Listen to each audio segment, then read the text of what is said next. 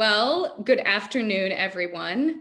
It is so wonderful to have you here for our discussion on Setting the Table, tough holiday talks on politics and misinformation. My name is Nora Benavidez. I'm the Director of U.S. Free Expression Programs at PEN America. It is really wonderful to see some familiar names in the participants. It is so wonderful to have all of you just a few days before the holidays kick off. As many of you know and who have been a part of our media literacy and our disinformation defense community at PEN America, we are committed to fighting against the spread of harmful and misleading content by equipping people, you and me and all of us here today, with the tools to identify mis and disinformation. Through our trainings with various communities around the country, we have worked with over 30,000 of you, which is a crazy number to think about. And throughout the last several months, I have to admit, we get one recurring question. And it is, how do I talk with my loved ones? How do I talk with my colleagues, the people I follow on Facebook and Twitter and LinkedIn? How do I talk with them about misinformation? We are now a few weeks out from the 2020 election, which I think all of us can agree was an unprecedented one in every way. Amid a pandemic, of course, the deluge of misleading content, which continues to drive individuals and families and communities apart. Through our work fighting disinformation, we continue to believe that the way that misleading content sows discord and divides communities remains an urgent threat to our free expression. When we cannot come together based on our shared values, frankly, shared facts, we begin to question what our future will look like. And nothing seems more urgent now than considering these questions in the wake of the election. And frankly, as each of us is battling what we're going to talk about with our family, with our uncles, with our cousins. And so we decided that we had to do something. And so this event was born out of several weeks of planning. I'm here today with some amazing panelists and experts in psychology, technology, media, research. And so we're really thrilled to have everyone here today to discuss this important issue and sort of the various contours of how to think about the way we approach conversations, both the tough conversations about politics, and then also how we deal with what people are doing online if and when we confront them when they post misleading content. This event is in partnership with The Factual, and we're really eager to kick this off with them because we have been planning and thinking about it for several weeks. So I want to give a special shout out to our partners from The Factual. We're joined, of course, one of our panelists is the co-founder and CEO, but I also just want to thank everyone that worked with us. And then finally, I want to thank our co-sponsors, both Data and Society and the Women's March, that have found these issues important and are amplifying and helping us reach a wide audience. So without further ado, I think 30 seconds over, and no one cares nearly what I have to say as much as these truly amazing experts. So I want to introduce Emma Margolin, who is a senior researcher at Data and Society. I have been fangirling Emma's work for years, and I can't believe that she agreed to moderate our fantastic discussion today. Emma is going to introduce our panelists and talk a little bit about her work as well. So without further ado, Emma, I'm turning it to you, and thank you all so much. Thank you so much, Nora. I am so excited to be here and to get to hear from these amazing panelists in just a few moments. As Nora mentioned, my name is Emma Margolin, and I'm a senior research analyst at Data and Society. I'm part of a team that researches how communities can build resilience and construct a network response to a variety of communication threats, including mis and disinformation. In a past life, I was a political reporter at MSNBC and NBC News. So before we dive into today's discussion, I want to quickly introduce our amazing panelists.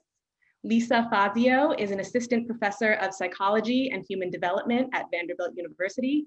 Her research focuses on how people learn true and false information from the world around them and how to correct errors in people's knowledge. Bridget Todd is the communications director for the gender justice organization UltraViolet. She explores the intersection of internet culture and communities of color on iHeartRadio's critically acclaimed podcast, There Are No Girls on the Internet. Arjun Moorthy is co-founder and CEO of The Factual, a technology startup that helps people get unbiased news on trending topics via a daily newsletter. He has been passionate about news from when he was a paperboy in middle school through becoming editor-in-chief of the Stanford Reporter. Welcome to you all, and thank you so much for joining us today. And to our virtual audience, we're going to be saving time at the end of this discussion for some of your questions. So I think it's safe to say that the holidays can be stressful.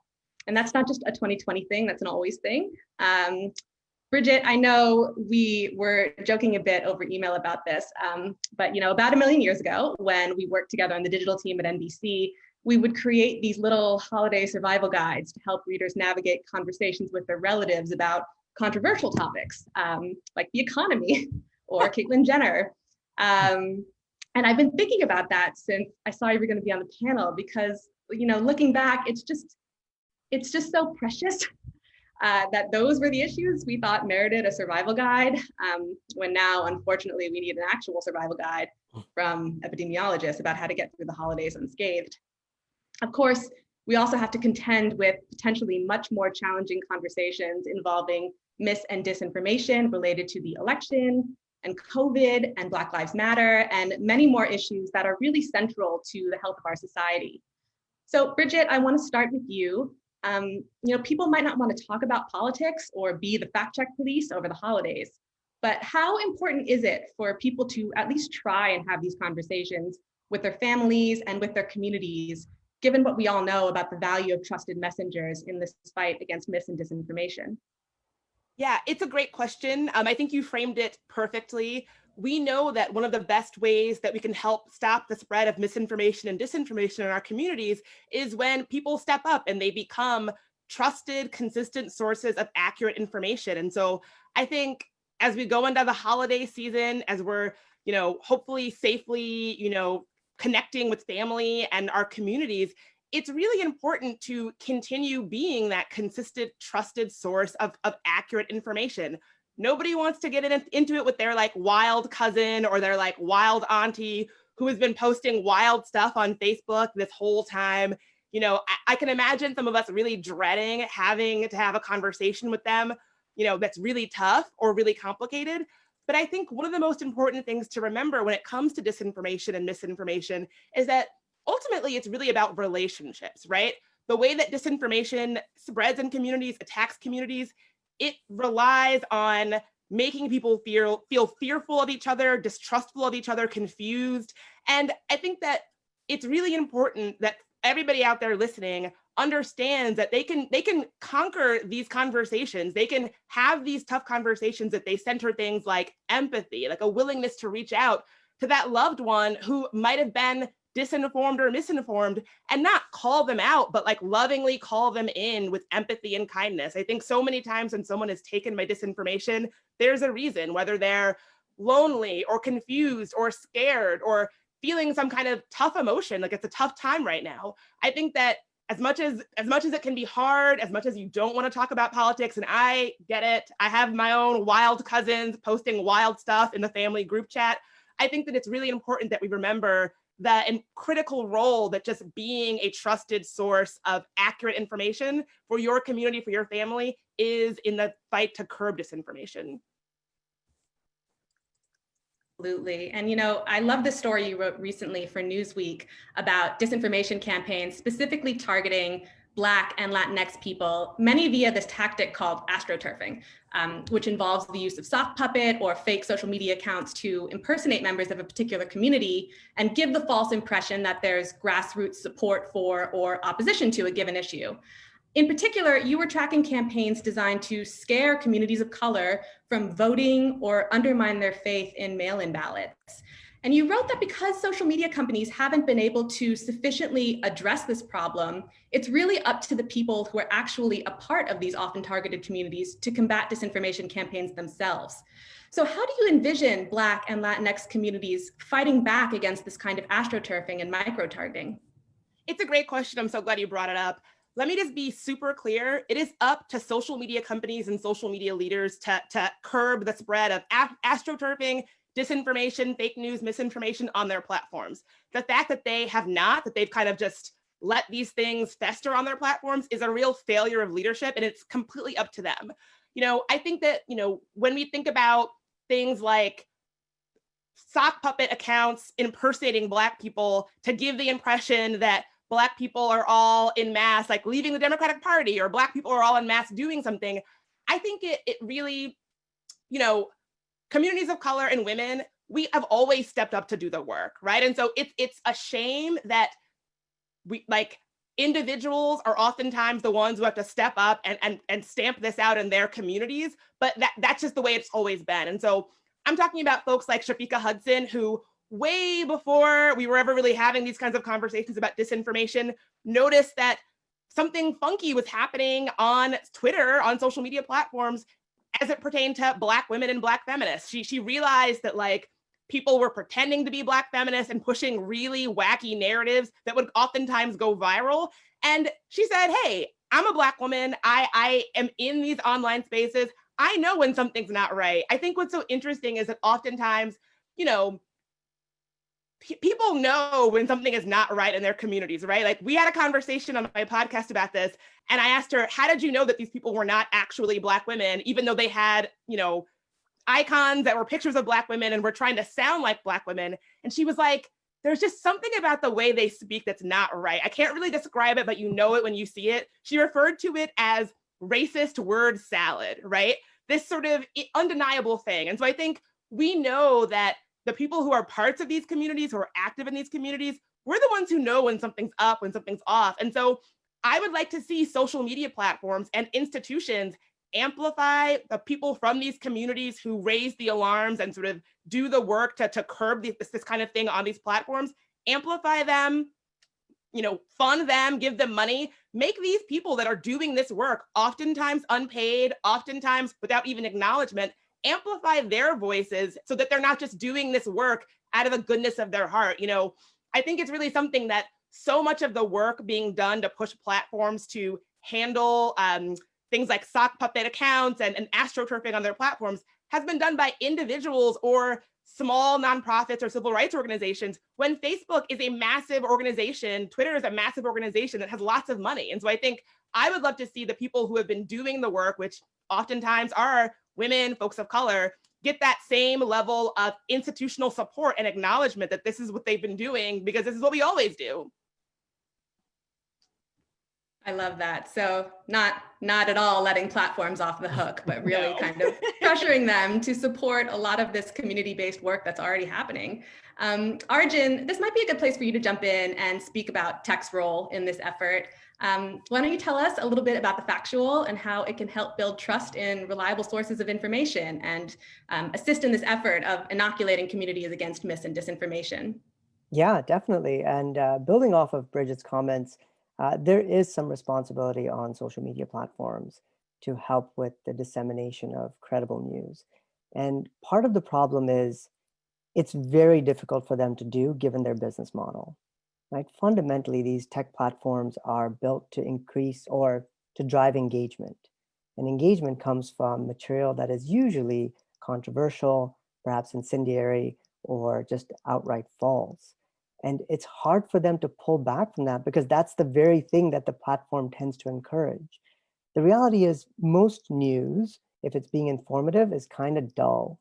It's just trying to tell you, this is what happened before, this is why it matters, this is probably what's going to happen next. You should also read this and this if you're interested. And it's kind of blah. That's news, but that doesn't work very well on social media. So I think it's tough for the platforms because of their incentives. And so at The Factual, what we do is we take a very different approach. We aren't a social media platform at all. What we care about is helping people be informed on trending topics as quickly as possible. And that means gathering credible stories from across the political spectrum on trending topics. And the way we rate if an article is credible is we look at the 4 factors that most of us associate with credible news. So if you ask a normal person, hey, what do you think makes for good, credible news? They'll say, well, I want to have lots of sources and evidence because isn't that what news is? And I don't want it to be too opinionated. I feel like everything's opinionated these days. God, I really don't want that. I'd like it to be written by a reputable author, someone who's, a subject matter expert, not some kid in Macedonia who's trying to get money from me. And then, on a reputable source, like some news source that has history. So we took those 4 comments and we turned it into code. And every day, the Factual's algorithm rates about 10,000 articles from 1,000 different sources on those 4 dimensions and spits out a number between 1 and 100 on probability of being credible. And we group it by topics. And that's a really key part, because when we push out our newsletter every day, which is really how most people get the news, what we want to do is to highlight a few different points of view from across the political spectrum on topics. The reason is it's extremely unlikely that any one article will cover a story entirely. The issues in the news are complex. The reality is all reporters have some degree of bias just because of the way they frame facts and what they choose to report on or leave out. And so if you really want to understand a story, you need to see a few viewpoints. But for most of us, we're busy with our lives and we're trying to just pay the bills and get to our jobs and feed our kids and all this. We don't have time to go through Twitter and find this article from that. And oh, it's left leaning, I need right leaning. And God, it's too much. Just make it easy. That's really what The Factual is trying to do. Make it easy, give you what's important, give you a few different viewpoints, and get on your way with life. Make news boring again. Yeah, a common attack line that can quickly end any healthy conversation about what's true and what's not is, well, the media are all biased. You can't trust anything you read. And, it's true. The media are all biased, as you mentioned, because all human beings are biased. And because what we accept as legitimate editorial decisions, things like language, topic selection, frequency of coverage, these practices have always framed readers' realities and informed what it is they perceive, when surely other frames could just as accurately describe what's going on. There is, of course, a major distinction between journalists who adhere to a basic standard of ethics and principles, who do their very best to verify information and put it into context, and those who don't. But that's different than journalists being completely free of bias. So I was wondering if you could talk a bit more about this myth of objectivity and why bias in the media shouldn't be instantly disqualifying. Yeah, I think the reality is, like you said, we're human beings. And when we report on things, we have a frame of reference that's informed by how we grew up, the environments we know, and what we think is normal or not normal. And so to ask a reporter to be somehow perfectly neutral, some imaginary apparition of this, it's very difficult, it's impossible perhaps. So instead, what we really need is a citizenry that exercises critical thinking when they read the news. We can't just read it and be like, oh yeah, that I read it online, it's got to be true. Yeah, we're way far from that. You've got to read things with a bit of a critical, it's like, wait, what's the facts behind that? And what's the trend on this? Unfortunately, like actually the very nice thing about COVID is that it's made all of us be just a little bit more smarter about data, which I think prior to 2020, I don't know that everyone necessarily thought about it, but now I'll even hear my mom say, well, that was a study with only X thousand users. I'm like, wait, mom? Good for you, way to go. And I think that's part of how we need to start thinking. So when I think about bias, I think it's inevitable. There is a degree of bias. You were 100% right, Emma. There's some reporters that while they may have a frame of reference, they strive to be objective. They strive to really give you as much context and information as they can and leave their opinions out of it. That kind of journalism is great, and it's what The Factual rates highly. And you can still be left-leaning or right-leaning, but if you're striving to be objective and you're being minimally opinionated and giving lots of facts and sources, that's great journalism. There's other stuff that's just pure opinion and really just sort of inflammatory. That actually isn't very useful. In fact, there's this common, there's a study that people talk about where they said, oh, if you want to break out of your filter bubble, you need to see the other side. And the research said, actually, that's perhaps not such a good idea. You actually tend to dig your heels in. But if you look a little bit deeper, what the research was saying is, yeah, it's only because when you see the other side, if you're seeing the most extremist points of view, that of course you're going to dig your heels in. But if you see the more sane point of view, you're like, oh, okay, I can kind of understand that. I might not agree with it, but I can get around that. And that's really at the end of it, I think what comes out of reading good news from a few perspectives is, like Bridget said, you just have empathy for other communities and other viewpoints. You don't have to accept it or agree with it, but you don't have to hate it either. That's, I think, where we get to if we can just be a little bit more humble about when we read the news. I love the American Press Institute. I believe they say, journalists aren't themselves unbiased, but their methods can be unbiased. So I think that's always important to keep in mind. Yeah.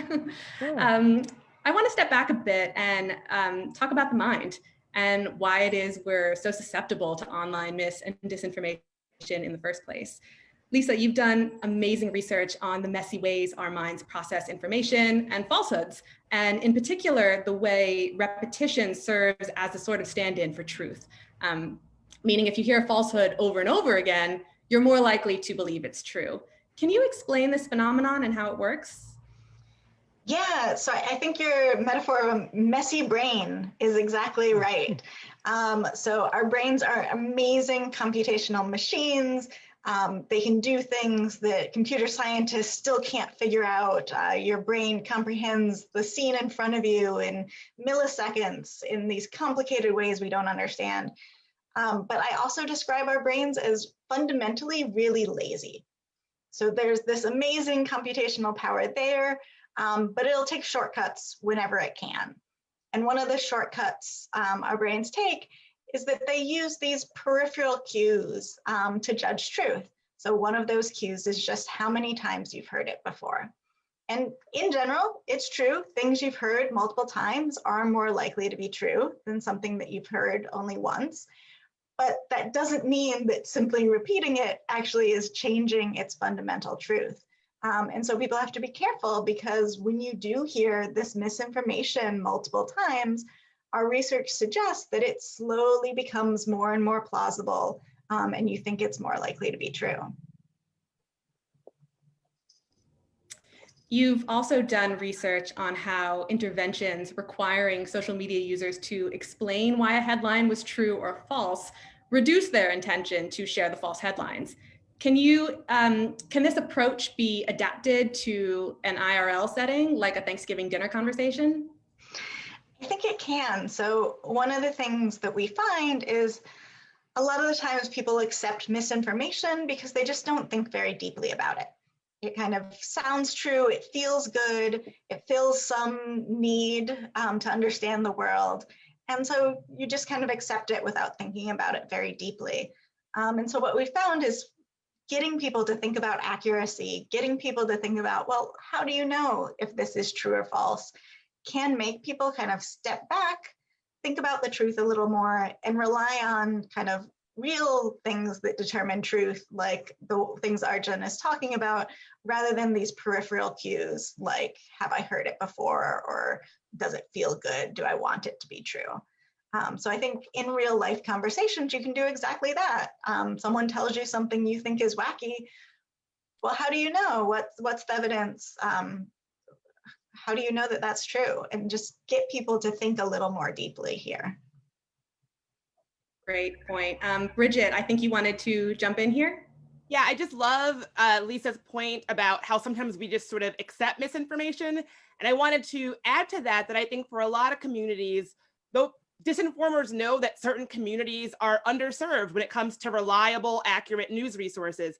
We don't really have a lot of Spanish language accurate news sources out there. There's a real lack of it. Disinformers know this. And so there's a huge problem with misinformation and disinformation spreading in Spanish-speaking communities, because disinformers know these are underserved communities. And so any kind of resource they get, they're going to be hungrier for just anyone, putting out information in Spanish languages. And so I think that's exactly spot on, that a lot of times communities are just sort of consuming misinformation or inaccurate information without thinking much of it. But I think disinformers are very savvy. They know who to target. They know who might have a lack of representation already, and they're going to make easy targets for that kind of disinformation to spread. Yeah, and that leads into something else I wanted to mention, which is that falling for disinformation, misinformation isn't just something that happens to those other folks. It happens to all of us. It's just how our brains work, the way we understand the world. We've got a lot of research showing that kind of, if false information is similar enough to the stuff you already know, you tend not to even notice the error. Our brains are set up so that it's really easy to fool us sometimes. And so it's easy to think that kind of, I'm above all this. And it's just like my dumb cousin who falls for misinformation, and I would never do something like that. And that's just not how it works.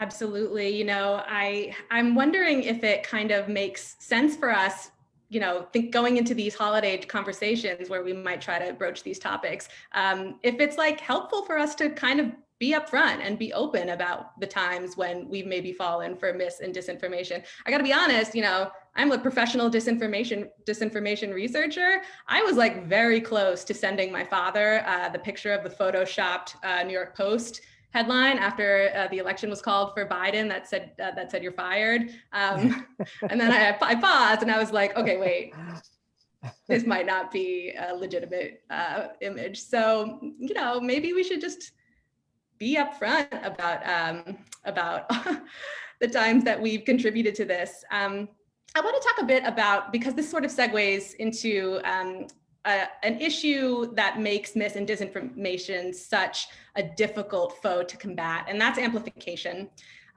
You know, online mis and disinformation thrive on amplification. It thrives on people like me sending a photoshopped image to my father. And anytime we engage with it, even when we're trying to correct it, we send signals to the platforms that this is good content, and we inadvertently boost its visibility. So how can we talk to our friends and family who share mis and disinformation online without inadvertently amplifying it and drawing more eyes to it than might have come across it otherwise? I don't know who maybe would like to dive in there first.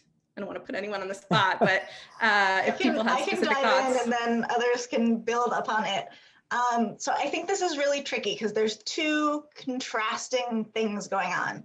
So the first is that one of my colleagues like to say that we're kind of the editors of other people's news feeds.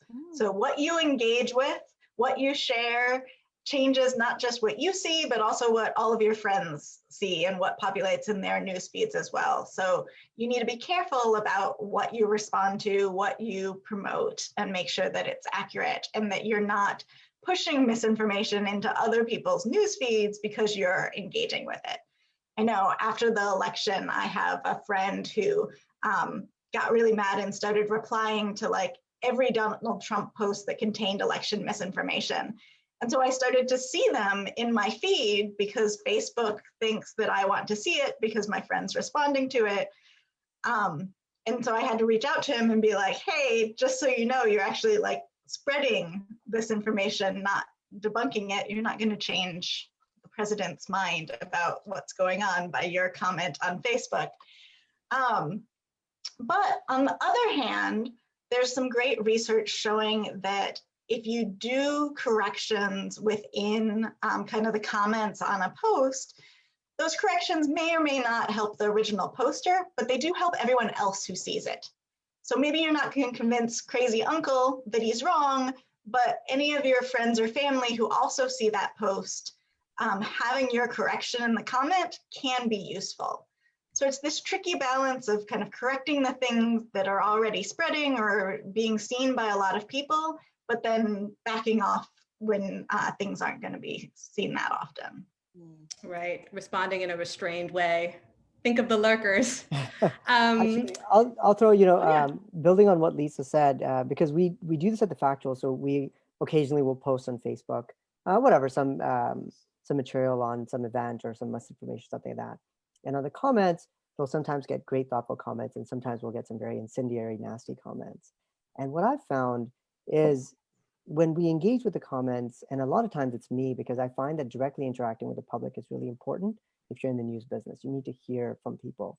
And so a lot of times I start not with oh, you're wrong, or that's clearly wrong, but what Lisa said, why do you think that? Or what is it that you saw that made you think that? Where did you get it? Because it could very well be that they're right and I'm wrong. And I'm asking out of genuine curiosity. So, we've got someone in the chat window that asks the same thing. If you admit that you might not have all the answers, it's a lot easier to be curious and say, well, what made you say that? Because that doesn't fit with what I know, but hey, what the heck do I know? So tell me. And over the course of maybe a couple of chat comment messages across to each other, we may or may not find common ground, but it immediately diffuses the tension. like the vitriol is gone. There's no hate messages. It's just like, wow, someone asked me politely, like why I thought the way I did. And maybe no one's ever asked me that before. And so I think extending that to the Thanksgiving dinner, if someone says something that doesn't fit with what you know to be true or what you think to be true, take the time to really figure out why they're saying it and be curious. Maybe they know something that you don't, maybe you learn something. And that immediately just makes the conversation nicer and friendlier and more interesting. It doesn't have to be so heat charged perhaps. Yeah, I agree with all of that. Like finding ways to turn down the temperature. I know with myself, I can get heated. Listen, I once got like politely asked to leave a wedding because of a political conversation that got too heated. So I know all about it. I think you're exactly right. Finding ways to have these conversations where they don't feel so emotionally charged, because this stuff is emotional. One of the hallmarks of disinformation is that disinformers and bad actors try to co-opt conversations that they know need a little bit of nuance or a little bit of sensitivity to talk about that are a little bit charged. And so when we're talking about them, of course, we're going to be charged, we're going to be heated. And so finding ways to turn that temperature down a little bit, I think is really key. I think really centering empathy, curiosity, asking questions about why somebody might be, having the opinions they say they have. And I also think if you folks haven't seen, PEN America has a great guide for how we can talk about misinformation with our family members that I cite often. One of the things that they point out is that if you're talking about an online interaction, I know we're talking about IRL family, gatherings, but if you're talking about something that's happening online, consider reaching out privately, right? Once that conversation is happening and all of your followers are seeing it and it's so heated and so hot, I've definitely been in those situations where I'm having a wild conversation on Facebook. My friends are texting me about the conversation and it's just escalating and escalating and escalating. Consider having it in private so that it doesn't become this hot public thing that is, one, probably making someone feel more pushed into whatever, incorrect belief they have, and two, pushing it into more people's feeds so they see it, so more eyeballs are on this disinformation. So just finding ways to turn down the temperature a little bit. That's so true.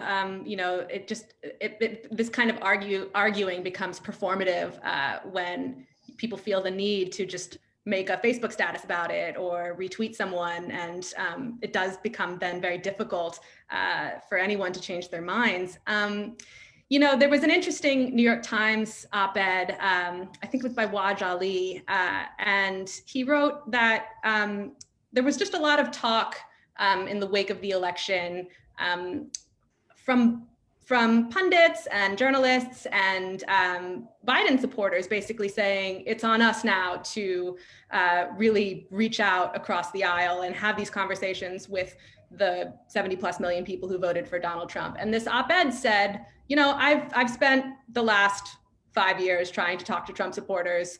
I've changed no one's minds. It's kind of like personally dispiriting and deflating and exhausting. And I don't think anyone should do it anymore. And it was an interesting topic because it brought into the conversation this issue of mental health and practicing empathy. It's so important to be able to have these conversations. But where is the line? When do we need to say to ourselves, like, my head is actually going to explode if I get one more question about Sharpies?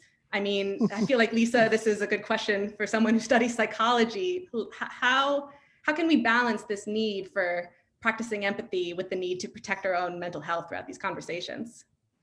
Yeah, it's super tough because I do think we have a responsibility to be, like Bridget said, these trusted sources of information and to correct people when they're saying things that are blatantly false. But that doesn't mean that you have to get into the argument with them.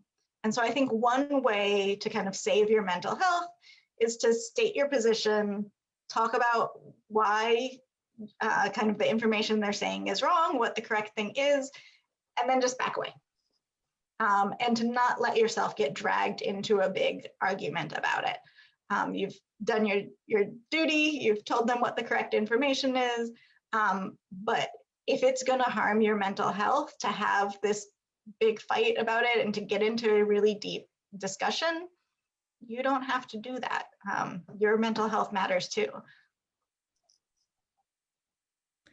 Yeah, absolutely. I want to get back to this idea of, Thanksgiving prep, because we're getting into cooking mode in my house. Anticipating that these conversations are going to happen, what kind of prep work should folks be doing? I mean, Arjun, should people be like pulling together resources from the factual of well-reported articles, just like kind of arming themselves to have these conversations and to have the facts at their disposal? Or Lisa, should people be studying up on communication techniques like the truth sandwich?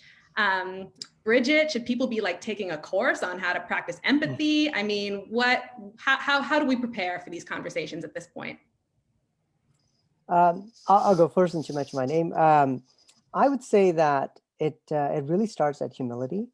And when you're going to these conversations, first of all, start with the basic. You're not going to change anyone's mind. Let's just take that off the table. It's going to make your life a lot easier. If you think you're going to go into a Thanksgiving dinner and cite chapter and verse on facts on something, and somehow magically someone's going to be transformed, oh my God, I've seen the light. It's not going to happen. So take that off and you're going to be a lot less anxious, because your job is not to go and convince people. Your job is to understand other people, right? It's that old proverb, seek to understand rather than be understood. So I'm going in, I'm just curious what other people are going to say and why they're saying this. The second thing is, there are very rarely absolute sort of facts in the news that are sort of incontrovertible. Like, we're not arguing about gravity usually. So let's take something like election fraud.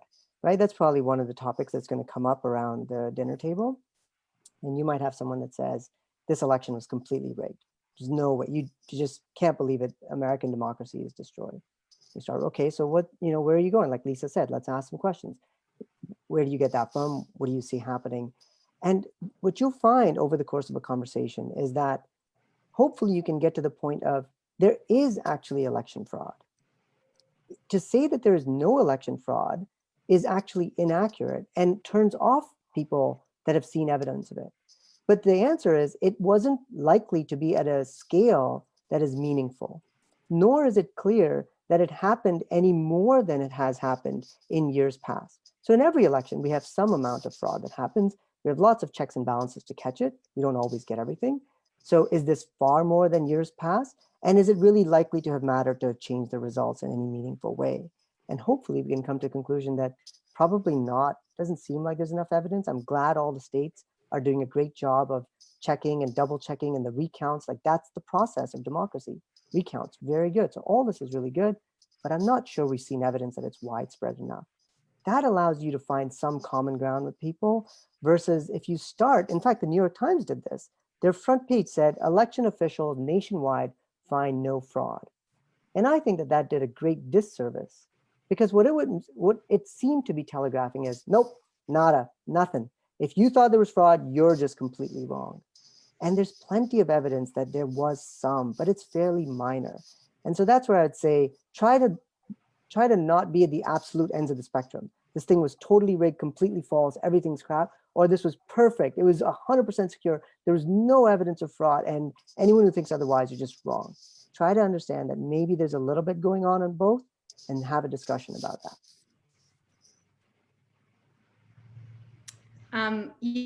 Since you brought up the New York Times, I was hoping to ask Bridget, I was wondering to get your thoughts about how the media did this election cycle. I was watching a lot of MSNBC. I don't tend to watch that much cable news anymore.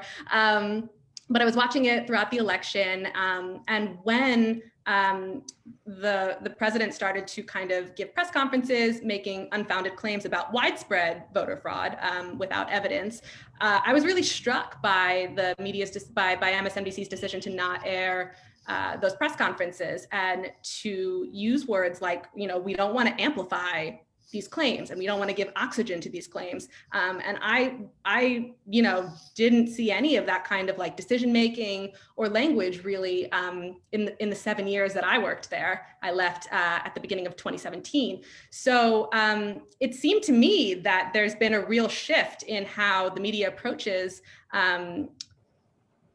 mis and disinformation when it's coming from people we think of as inherently newsworthy, like the President of the United States. So I just wanted to get your thoughts on, how you thought the media did this election cycle, given everything that we've learned about covering disinformation since 2016.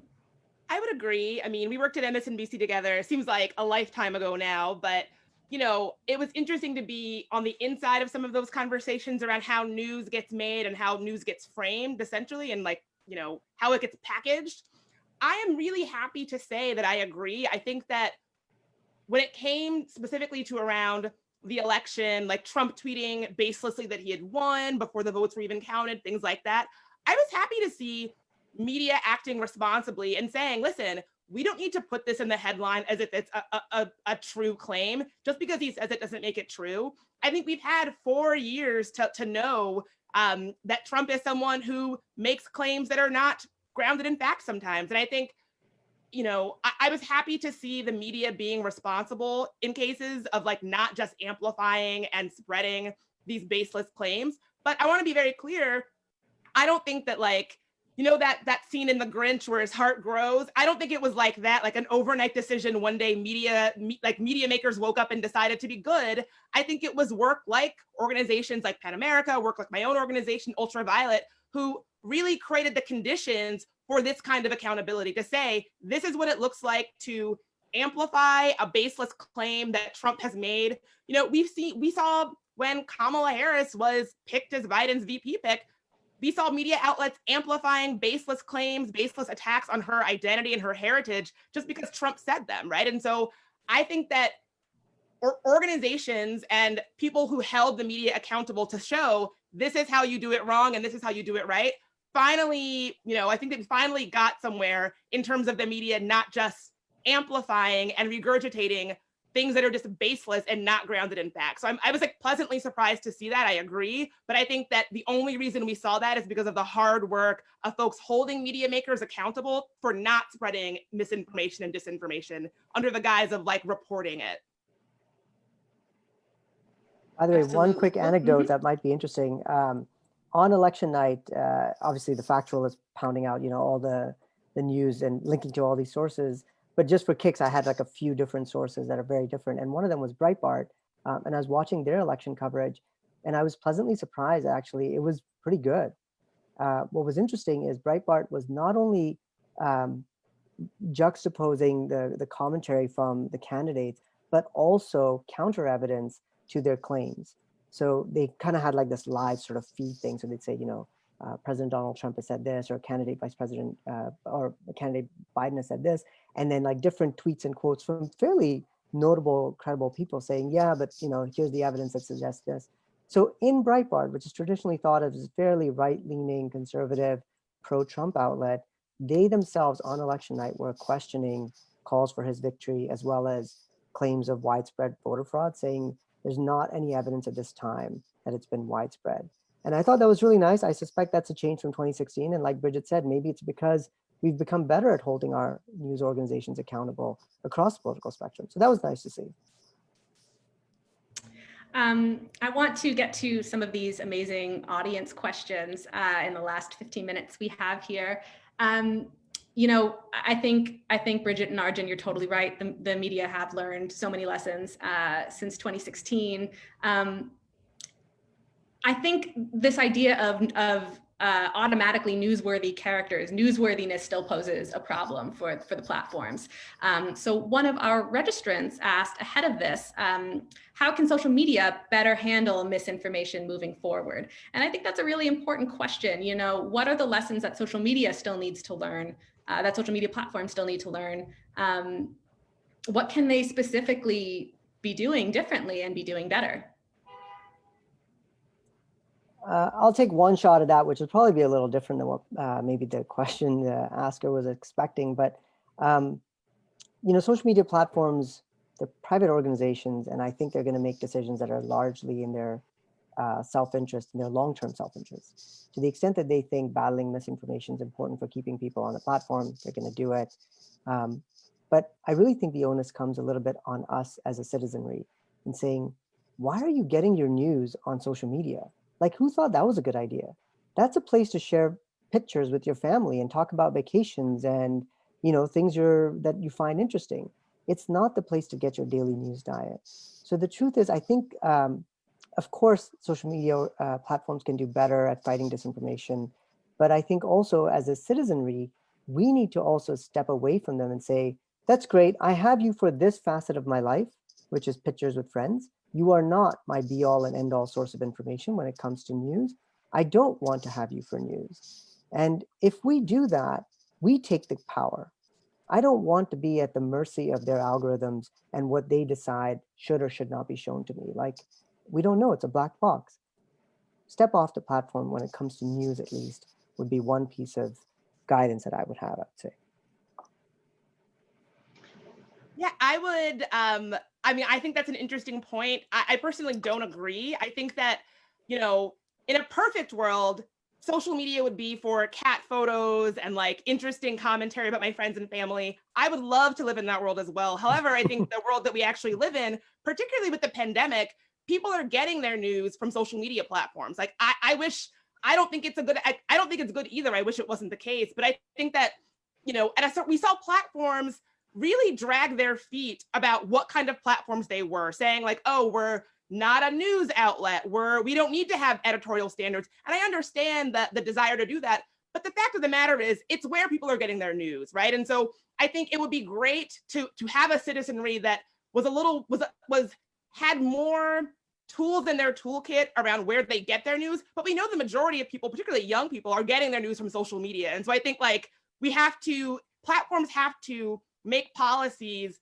that are grounded in how their platforms and how their tools are actually being used. I would love it if they were not being used as news outlets. However, according to how people use them, that is just not the case. And so I think that, it's up to platforms to responsibly make policies that really reflect the way that their tools are actually being used, not anything else. Yeah, there was a really interesting article in the Washington Post today about Parler, which has really exploded in terms of use since the election. It still, doesn't have very much traffic when you compare it to platforms like Facebook and Twitter, but it's growing. And it's, my colleague Robin Kaplan, she's quoted in there, and she very rightly points out that for a while, the issue was that people on the fringes were trying to get mis and disinformation or extremist views into the mainstream. And now it's kind of going back out again, where people are getting very angry at platforms like Twitter and Facebook for their attempts at content moderation. And they're getting even more entrenched in these siloed echo chambers. So this, Lisa, this, I think, audience question would be great for you. How would one establish common ground with a family member who lives in one of these news media ecosystems that's just completely removed from your own, who's just not at all looking and doesn't at all trust the information that you're looking at and you're trusting? When this is again the question, when both parties are sharing sources that neither side recognizes as legitimate, how do you establish credibility as a trusted source with them? Yeah, this is so hard, and I think it's one of the big challenges right now. And I think it's something that we need to work on as a society. Like, it's hard to have a functioning democracy if people don't share a sense of truth and a sense of what is a trusted source. One thing that can be helpful is backing out of the issue and talking about kind of the broader emotional or ethical issues behind it. So maybe you guys have very different views on immigration, but can you back up to see why their views are that way? What's the ethical kind of reasons that they have those views? What are they concerned about? So backtracking from the specific claim to the broader things, like we all want our children to be safe. We want them to have a better future than we do. We want prosperity. Those basic values that we have, that can be a place to have common ground, even if kind of facts on the ground, you might differ.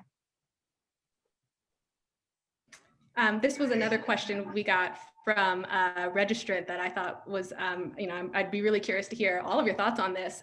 Is it better to have a pre-holiday talk/text before we see each other in person, Is a one-sided text useful in this situation?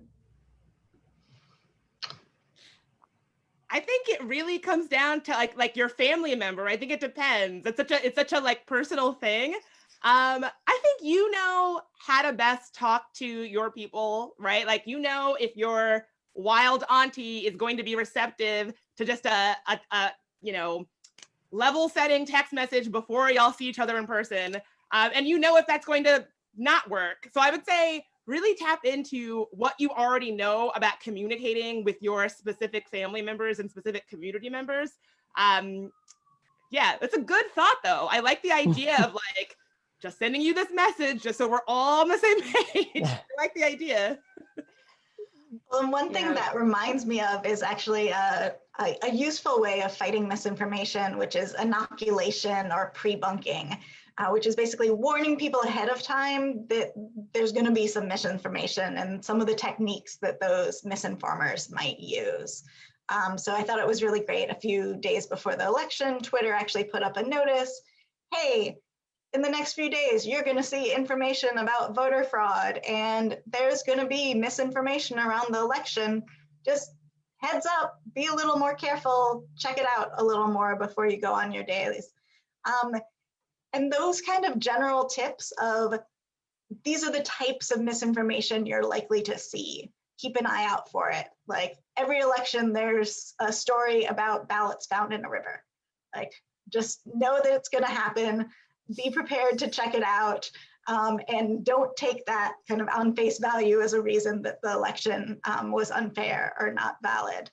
And so those types of tricks, I think, are a way to tell people to be warned without having to actually correct a false information. So if you can warn them ahead of time that this is coming, then they're more likely to spot it and less likely to get fooled.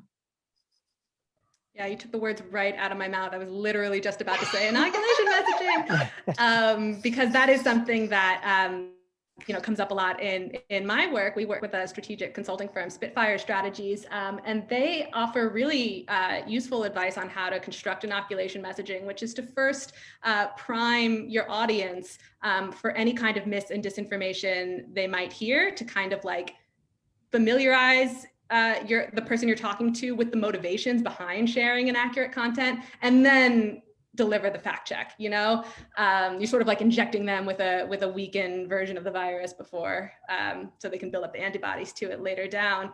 And I just think that's so smart. But you also bring up a good point about pre-bunking, which goes back to what I was talking about earlier about amplification. In mis and disinformation studies, amplification is kind of only ever used as a dirty word, like it's very bad, we can't amplify this harmful content, but it's not. Amplification is really, it's a tool, it's not a problem. And as much as we're working not to amplify any mis or disinformation or otherwise harmful, problematic content, we need to also be working together to amplify accurate content. And lift up the facts so that people are going to be less susceptible to to any attempts to undermine those facts down the line. Let me see if we have any other questions coming in. I love this question. How does engaging verbally differ from engaging online? Specifically, online, we're always concerned about amplification, but that risk seems lower when speaking in person. I don't know if anyone wants to jump in here.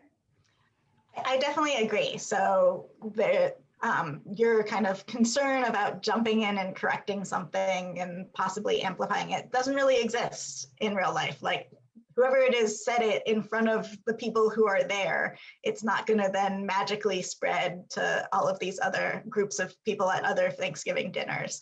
And so if it's sitting there, it's probably a good idea to make some attempt at correcting it.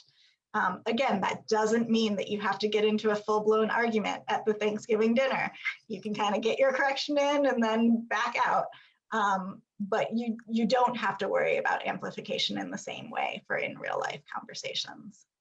Yeah, and I would add to that, I would think that so many of us brought up the idea of like empathy and showing curiosity for these kinds of opinions. I think that in real life, like voice-to-voice conversations are a great place to practice that empathy. You don't have to worry that everyone is watching silently to see like what you say and then in a Facebook comment replies. You can really lean into those spaces to really ask some questions and really genuinely, get some information about this person's worldview, where they're at, and why they might be looking for these kinds of, why they might be falling for this kinds of disinformation.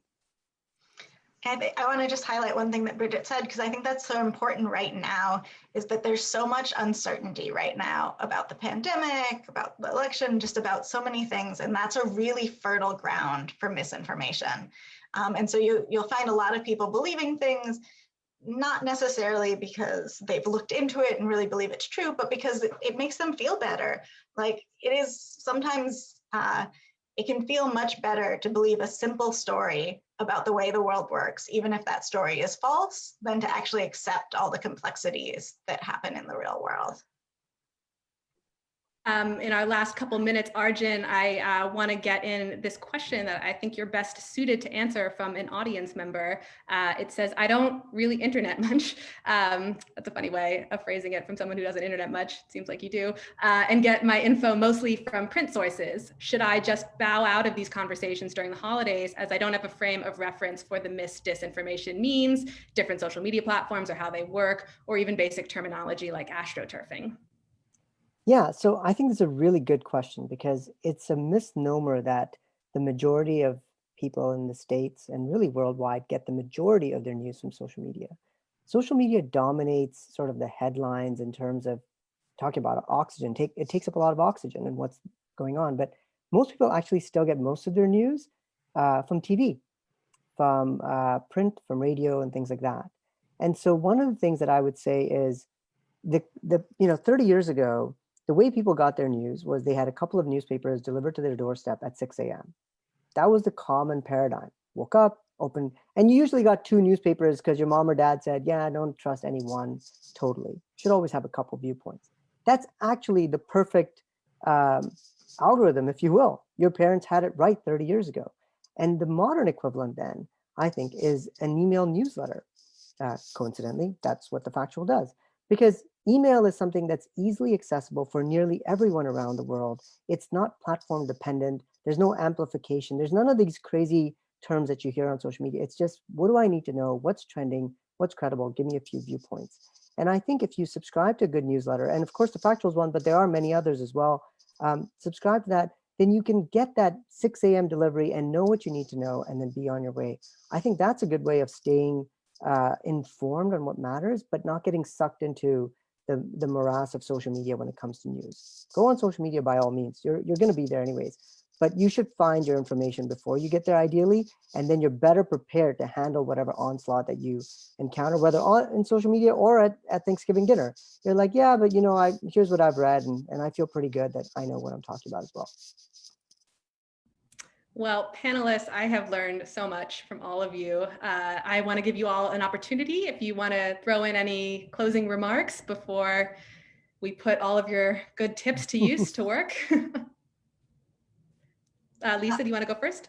Sure, I'll just close with this idea, circling back, that one good way to get people to think about the truth is to get them to pause and really think about what's going on. To ask these questions. How do you know that? What's the evidence?